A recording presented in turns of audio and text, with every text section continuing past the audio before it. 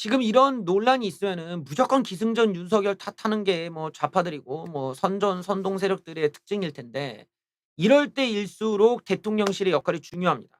어쨌든 최대한 잘 국민들의 마음을 헤아려서 그런 해명도 잘하고 여기서 대통령을 어떻게 이미지를 만들고 또 대통령이 얼마나 또 이런 국민들이 생각하는 마음이 컸는지를 잘 알리는 역할을 이제 대통령실이 해야 돼요. 근데 문제는 대통령실이 지금 그럴 능력이 없는 거야. 얘네들은 어 마치 무슨 키보드 배틀을 붙는 듯하게 접근을 해.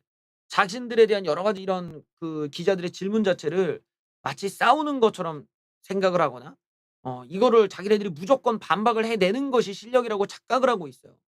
요런 문화를 문재인 정부 때 잘못 배웠다라는 생각이 들어. 그렇게 하면 안 되고 이런 감성적으로 사람들이 굉장히 불쾌할 때는 그 감성에 대해서 풀어줄 필요가 있는데 이게 참 대응이 어떻게 뭐 이렇게 좀 어렵네 내가 볼 때는.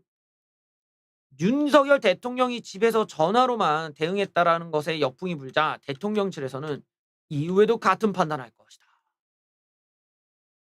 그러니까 논란이 일어나도 이 사람들은 아랑곳하지 않겠다. 우리가 하고 싶은 대로 하겠다야. 이게 전형적으로 내가 볼 때는 틀튜버 정서거든. 어. 이게 틀튜버 정서라는 게 뭐겠어요. 이게 일종의 빠돌이 문화인데 빠돌이들은 윤석열 대통령이 지지율이 빠지더라도 "상관하지 말고 네가 하고 싶은 대로 해." 이거거든. 근데 지금 이렇게 가 버리면 어떻게 이걸 뭐라고 설명해야 될지를 모르겠어. 예. 아. 자, 폭우 속에 자택 전화 대응을 놓고 비판이 고조되는데 대통령실은 문제 없다는 반응을 내놨다. 또 차후에도 재난과 관련해 유선 대응을 할 수 있다는 입장이 나왔다. 음. 기록적 폭우에도 대통령이 보이지 않는다는 보도 내용에 대해서 또 야당 의원들의 지적이 있는데 전혀 사실이 아니다. 대통령께서는 오후 9 시부터 새벽 3 시까지 실시간 보고받고 지침 및 지시를 내리셨다. 오늘 새벽 6 시부터 보고받고 긴급 대책회의 개최를 지시하였다. 또 재난 상황에도 실을 찾지 않은 것은 모든 인력이 현장 대처에 매진했기 때문에 대통령이 현장이나 상황실로 이동하면 보고나 의전에 신경 쓸 수밖에 없고 대처 역량을 떨어뜨릴 수 있다는 내부 판단에 따라 집에서 전화로 실시간 보호받고 지시를 내린 것이다. 아. 대통령이 상황실로 가면 의전에 신경 쓸 수밖에 없어서 대처 역량을 떨어뜨릴 수 있다. 음 그래요. 또 한덕수 국무총리가 상황실에서 지휘를 했기 때문에 대통령 방문이 현장 대응력에 도움이 되지 않았을 거란 설명이다. 이게 대통령을 이게 쉴드를 치는 거야, 대통령을 무시하는 거야. 자택 주변이 침수돼서 나오지 못하신 거 아닌가 했더니 주변에도 침수가 있었지만 대통령이 현장에 나와야겠다고 했다면 나오지 못할 이유는 없었다. 이게 지금 이게 어떻게 윤석열 대통령을 옹호하는 주장이야?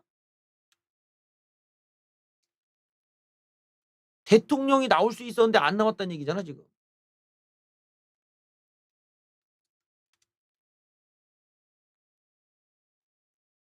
이게 이런 얘기를 왜 한 거지?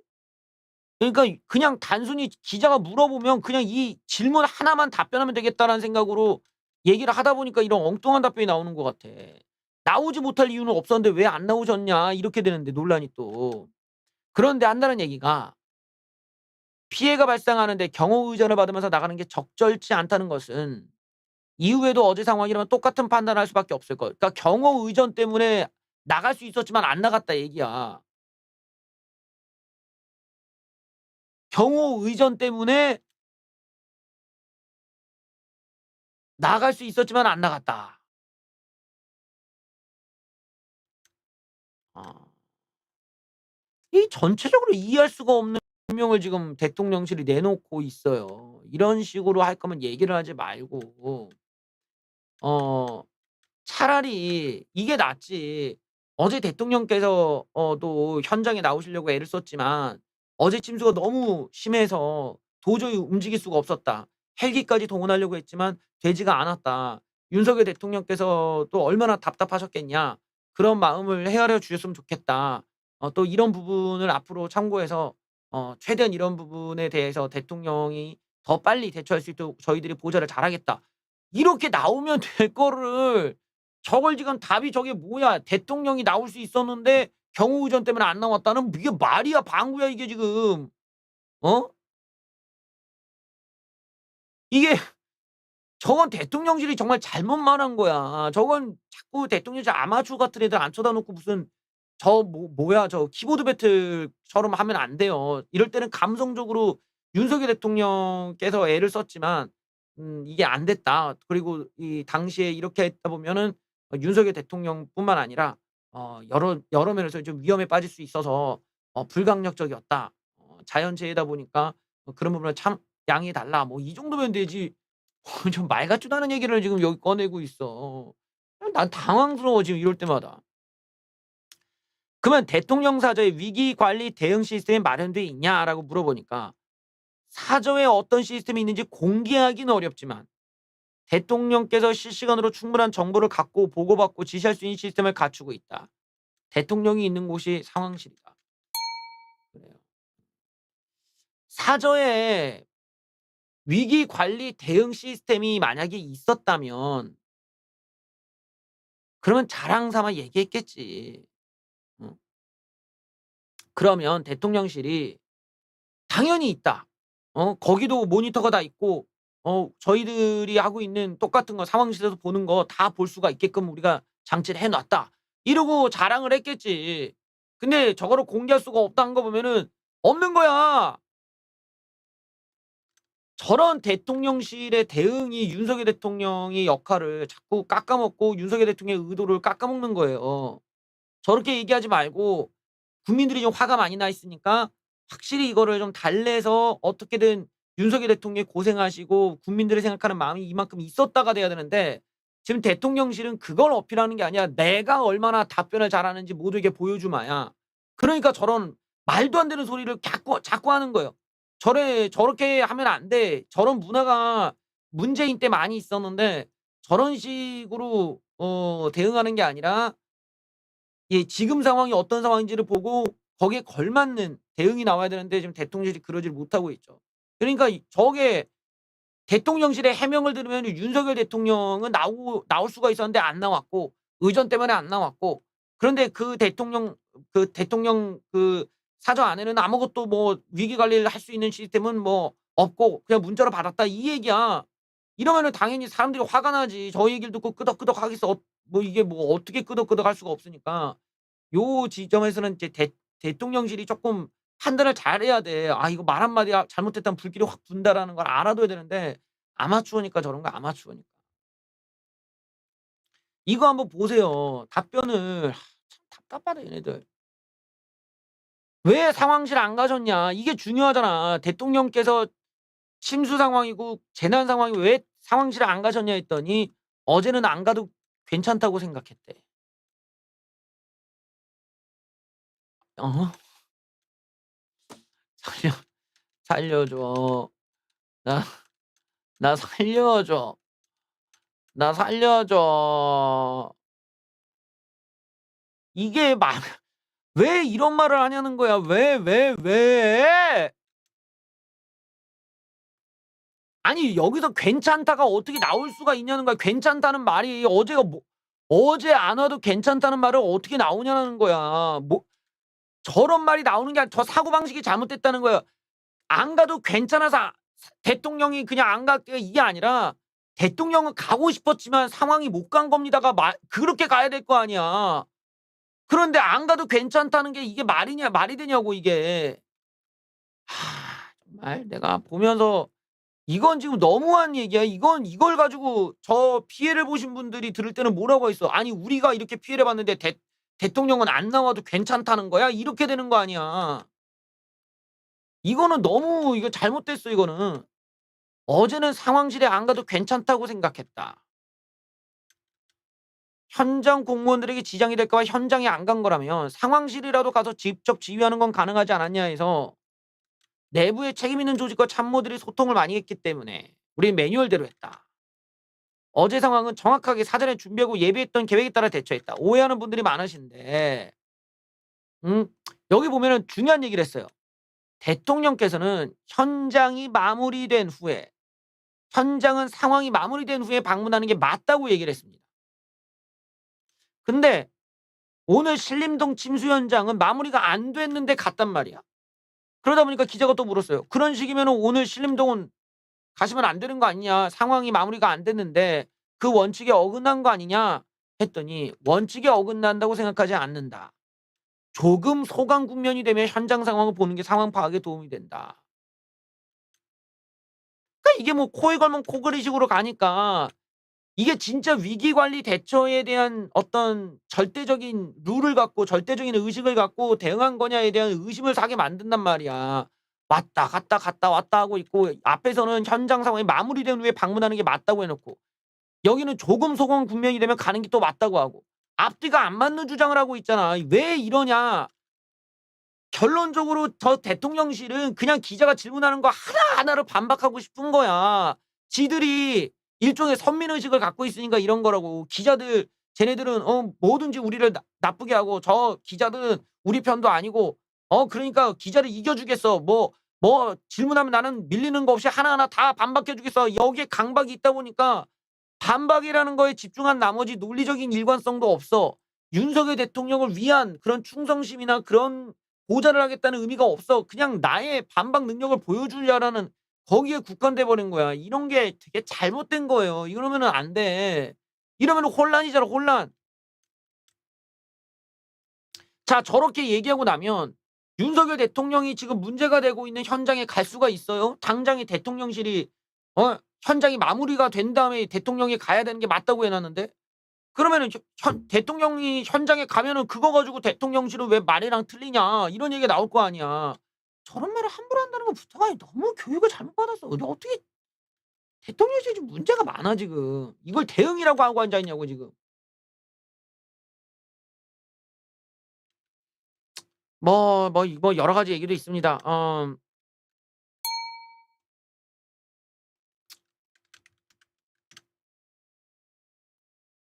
또 하나 여기 또 있어요. "윤석열 대통령의 호우 대처가 아쉽다." 이걸 물어보니까 "아쉬운 건 서해 공무원 피살 무대처가 문제이지." 그래 이런 거는 이제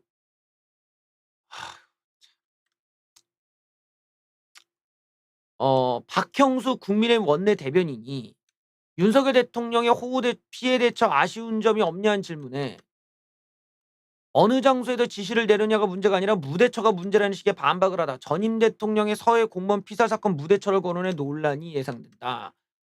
어 자 여기에 대해서 음 호우 대처에 대통령의 뭐 "아쉬운 부분은 없냐?" 했더니 대변인이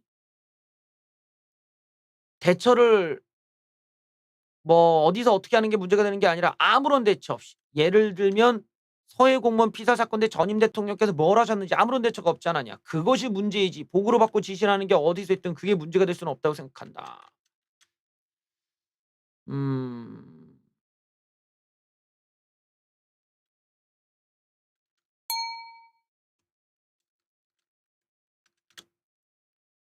음.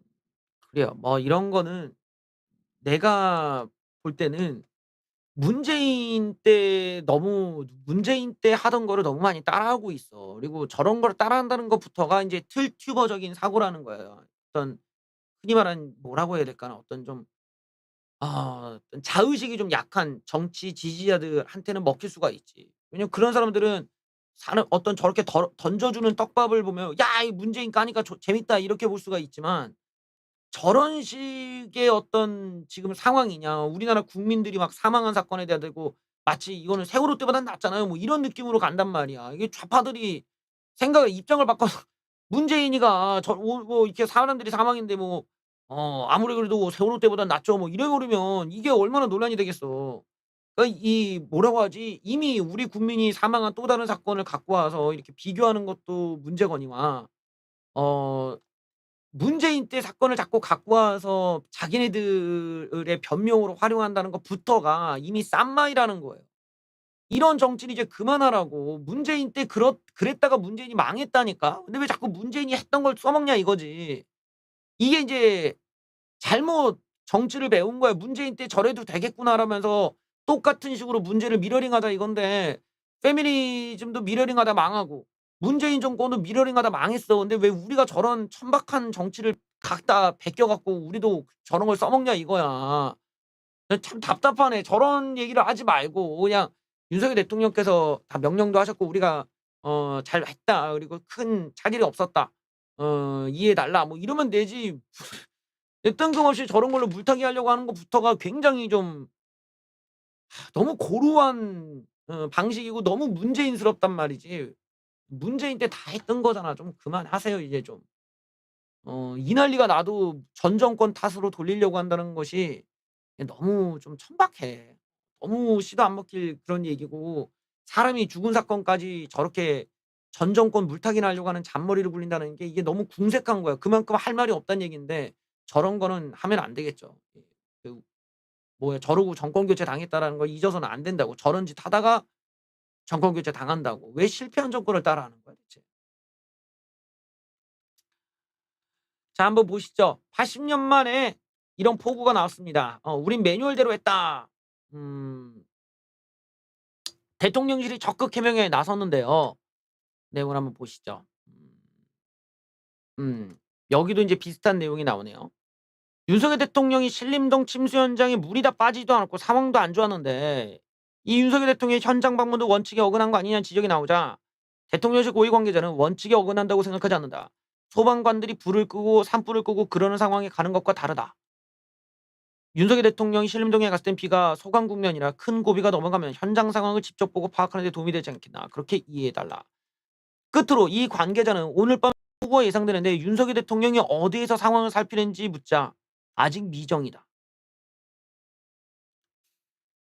저걸 지금 저걸 자랑이라고 얘기를 하냐고. 미정이 아니라 "정해지면 알려드리겠다." 이렇게 얘기를 해야 되는데 아직 미정.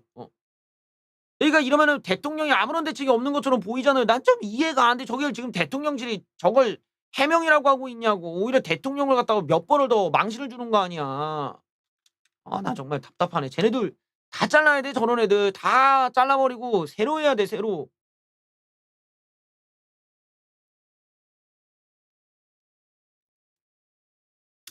자, 여기서 끝나면 좋을 텐데요. 이제 윤핵관 으로 불리는 분들 중에서도 좀 이렇게 좀 상황이 안 좋을 때는 약간 좀 자중할 줄도 알고 이래야 되는데 자중이 안 되시는 분들이 또 있어요. 윤석열 대통령 측근들이 약간 좀 확실히 논란이 많이 일어나고 있는데, 방금 전까지는 우리가 대통령실에 좀 무등을 좀 봤다면 지금부터는 윤핵관의 답변 한번 보도록 하죠. 대통령 지지율 하락의 원인을 물어봤습니다. 뭐라고 답했을까요?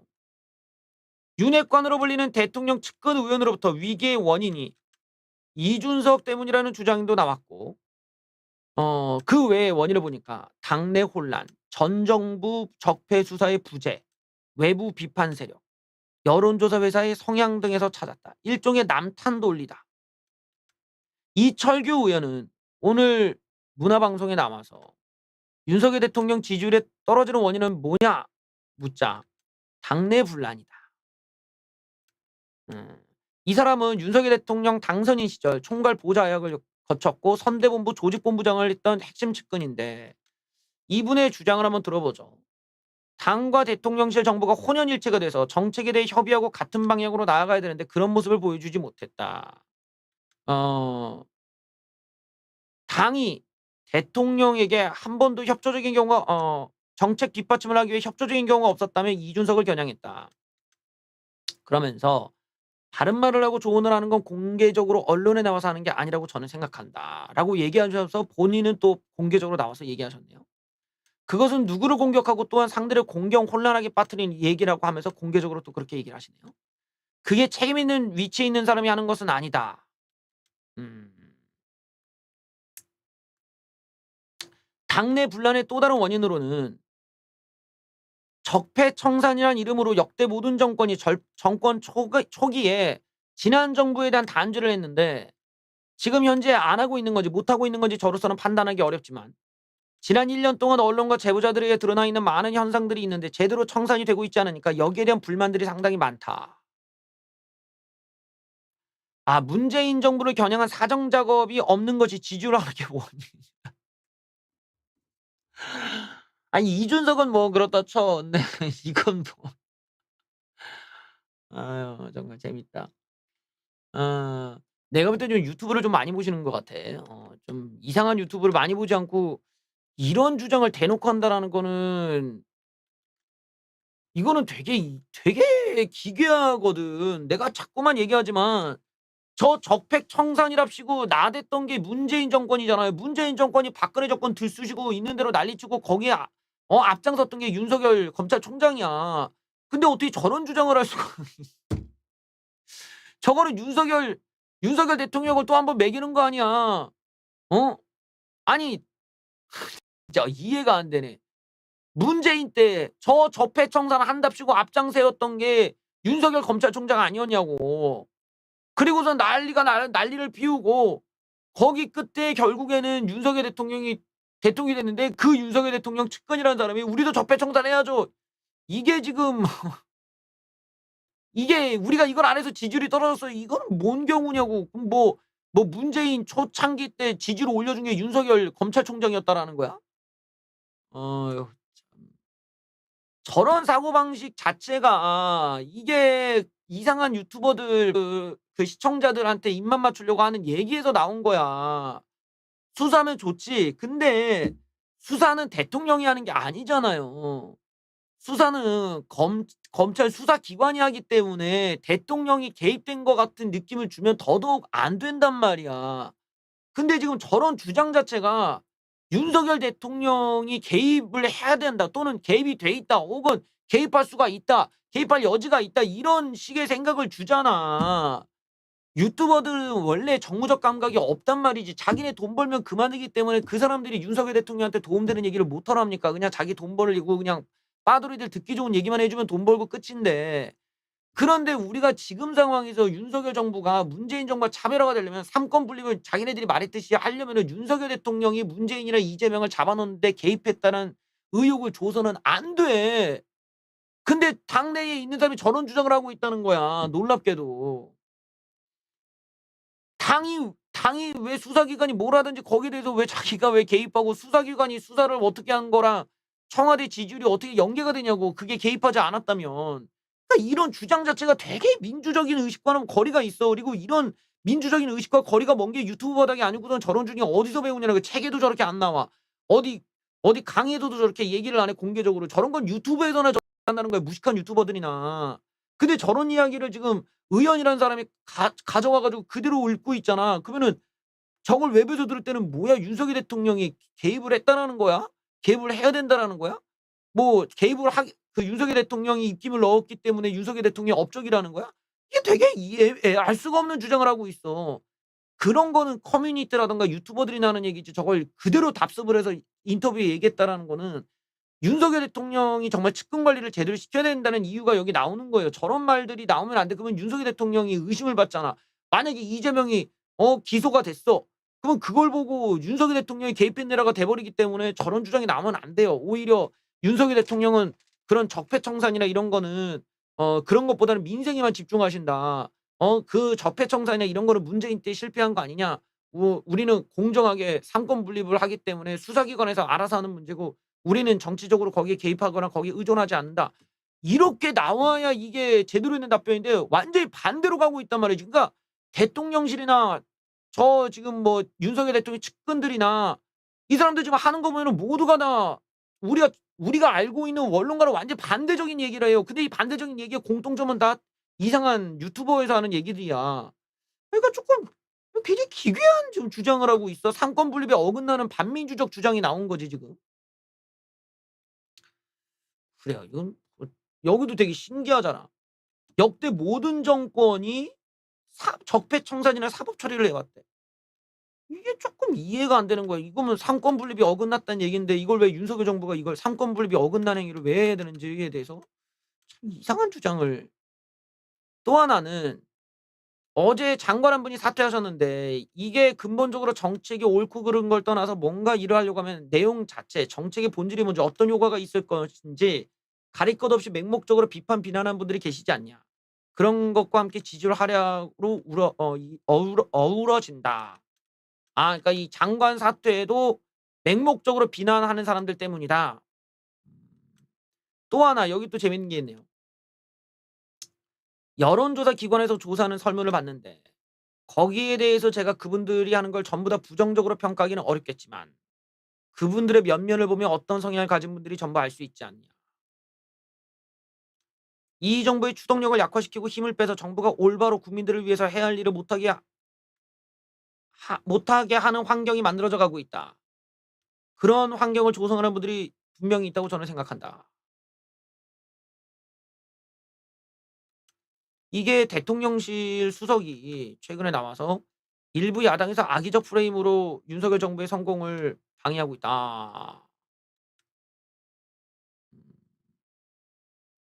그러니까 이게 지금 요 여론조사 기관에 대한 언급은 어 전형적인 그 툴튜버에서 얘기하는 여론조사 어 음모론에 가까운 거죠. 예. 걔네들이 다 어디 지역 출신이고 다 뭐 좌파 출신이고 뭐 이러기 때문에 신뢰도가 낮다 뭐 이런 주장인데 그런 주장이 윤석열 대통령 지지율이 50%가 넘을 때는 가만히 있다가 어 이제 와서는 또 지지율이 떨어지니까 또 조작이라고 하는 전형적인 이것도 좀 툴튜버적인 세계관에 입각한 틀리버스적인 해석이란 말이에요.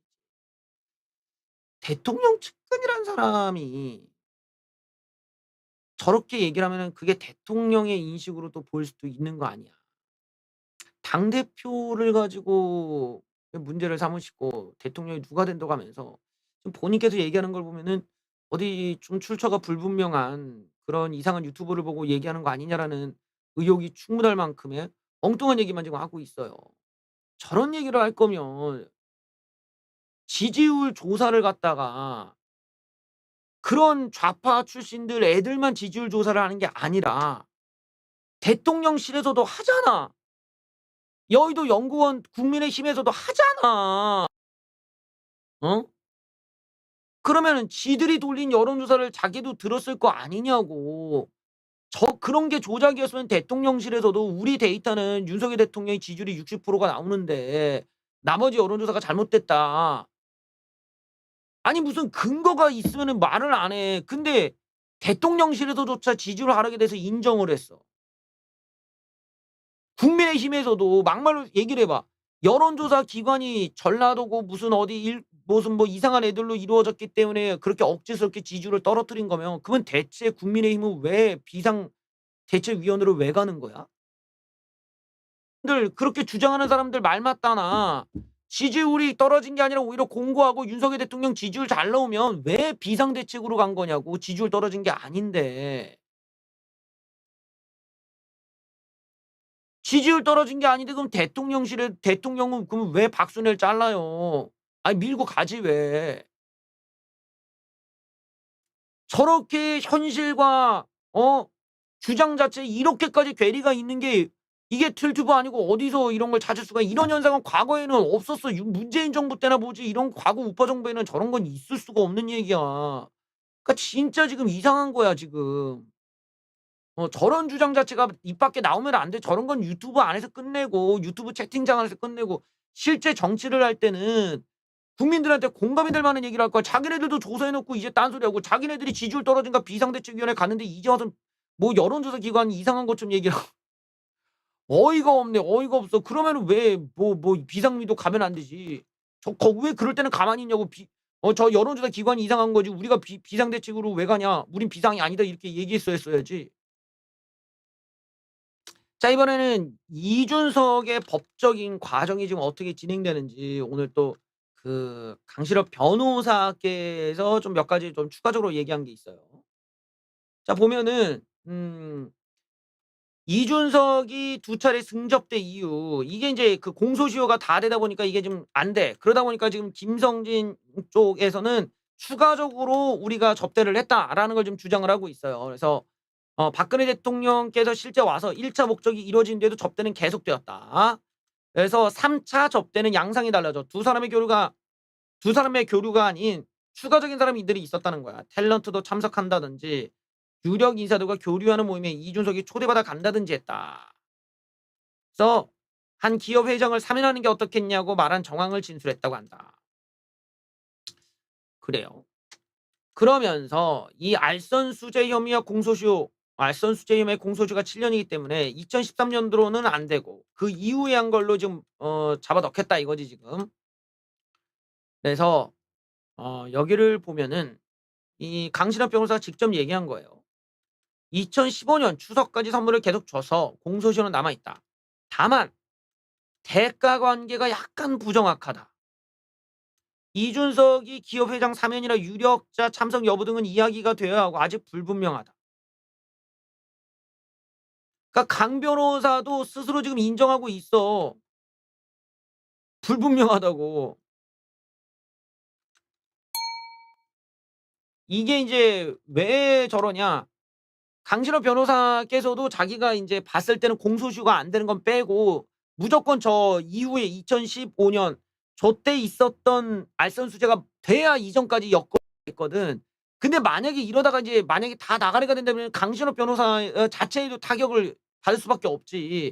그러니까 아무래도 인제 강신업 변호사께서는 자기가 인제 보고 '저런 부분에 대해서는 어느 정도는 좀 미리 알려 놔야겠다.'라는 생각을 하신 것 같아. 그러니까 약간 좀 불분명하다. 뭔가 알선수재가 있다면은 확실히 저쪽에서 받은 게 있고 나도 받은 게 있어야 되는데 지금 누군가를 사면한다 이런 얘기를 하기에 이준석과 박근혜 대통령 당시의 사이가 그럴 수 있는 사이도 아니었고 뭐 사면이 됐냐 안 됐냐 이거 가지고도 인제 뒤에 이야기 있을 거고 하니까 이제 이걸 이제 변호사 입장에서도 약간 쪼끔 '그림을 그리기가 쉽지 않구나.'라는 걸 좀 보여주는 것 같아요.